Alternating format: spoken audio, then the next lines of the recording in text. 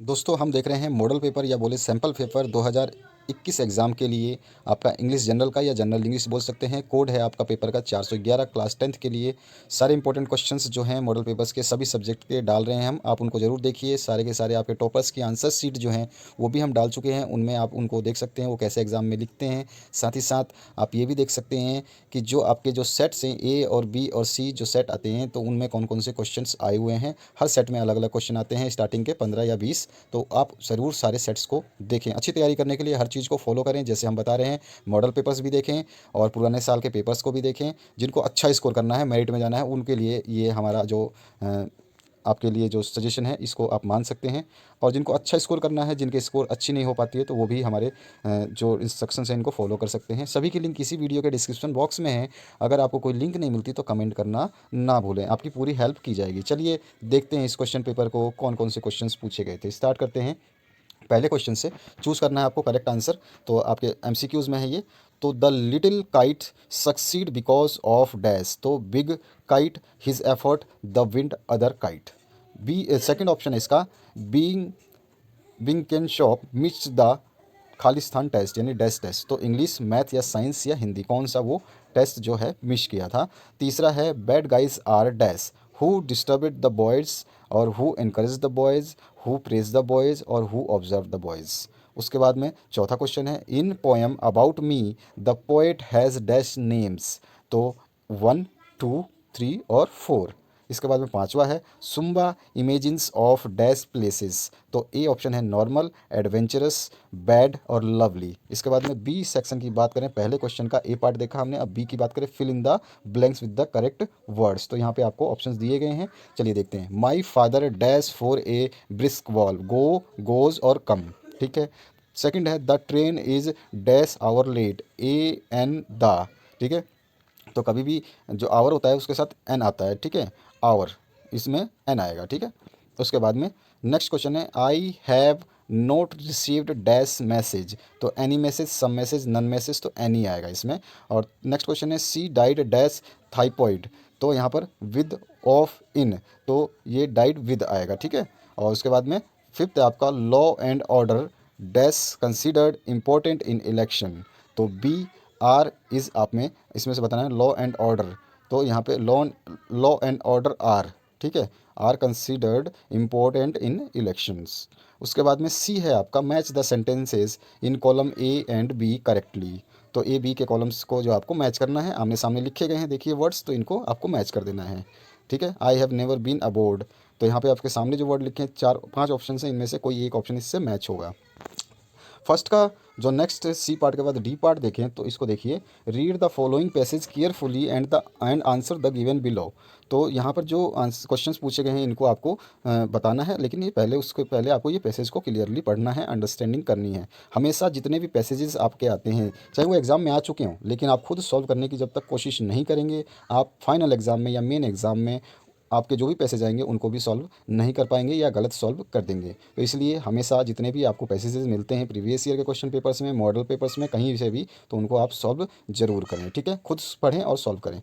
तो ये है a large bulk of adult population is illiterate and uneducated. ये वाला जो पैसेज है इसको पढ़ना है और इससे रिलेटेड जो क्वेश्चन है इनको देखते हैं।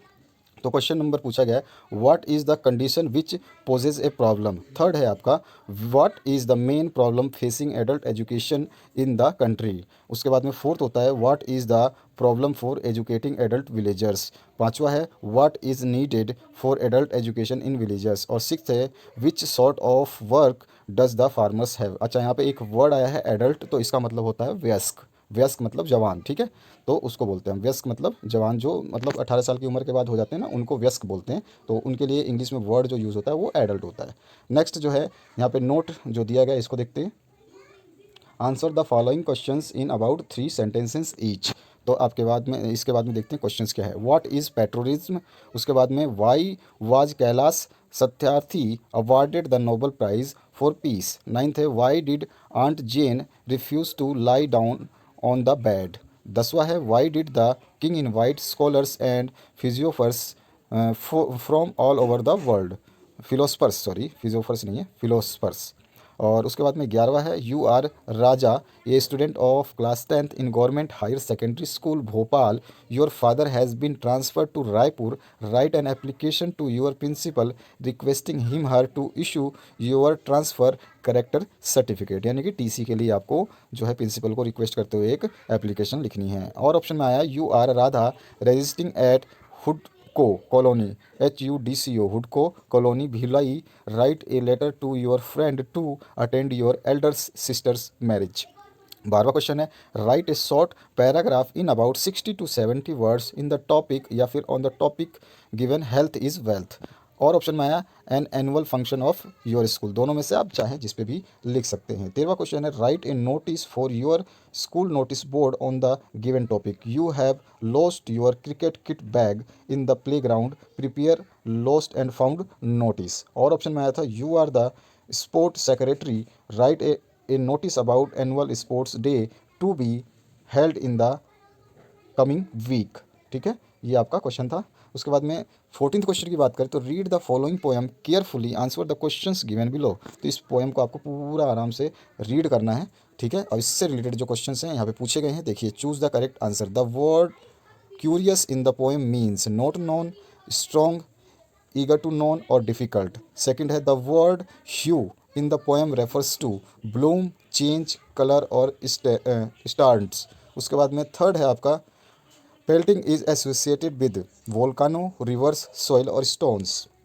नेक्स्ट क्वेश्चन पूछा गया इसी पोइट्री से, बी है answer the following questions, what are unusual things happen in curious town, any one आपको बताना है। सेकंड है list the creatures mention in curious town, any one. उसके बाद 15वां क्वेश्चन क्या है, do as directed, Abdul is honest, Abdul is hard working, combine the sentence with not only but also. Second है you write the letter, change into on to negative. Third है आपका the bird is very small, it can not fly, combine the sentence using so that. Next है आपका they don't know हर, तो add question tag. Next है आपका you pray to God daily, change into interrogative. 16वां question है read करना है कि पैसेज को और आंसर देने हैं आपको जो इस पैसेज से रिलेटेड पूछे गए हैं। तो चलिए रीड करते हैं। Around 10 years ago there was a young man whose name was Akash, he was studying to be a doctor. ये वाला पूरा पैसेज आपको फुल पढ़ना है, आराम से पढ़ना है, समझ जाना है इसको। उसके बाद में देखिए कौन कौन से क्वेश्चन पूछे गए हैं। What was the name of the young man, जैसे कि हमने पढ़ा उसका नाम आकाश था। व्हाट वाज ही स्टडिंग, तो वो क्या था, वो स्टडिंग डॉक्टर की पढ़ाई कर रहा था।